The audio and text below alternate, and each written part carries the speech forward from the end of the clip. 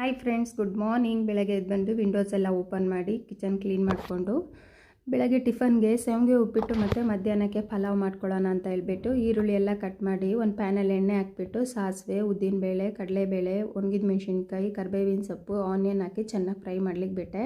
ಹಾಗೆ ಪಕ್ಕದಲ್ಲಿ ಟೀ ಇಟ್ಟೆ. ಆನಿಯನ್ ಫ್ರೈ ಆದಮೇಲೆ ನೀರು ಮತ್ತು ಉಪ್ಪು ಹಾಕಿ ನೀರು ಕುದಿಯೋಕ್ಕೆ ಬಿಟ್ಟೆ. ಈ ಕಡೆ ಟೀನೂ ಆಯಿತು.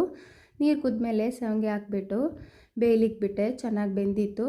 ಸ್ವಲ್ಪ ಹೊತ್ತು ಮುಚ್ಚಿಟ್ಬಿಟ್ಟು ಆಮೇಲೆ ಮಕ್ಕಳಿಗೆಲ್ಲರಿಗೂ ಹಾಕ್ಕೊಟ್ಟೆ ತಿನ್ಲಿಕ್ಕೆ ಮನೇಲಿ.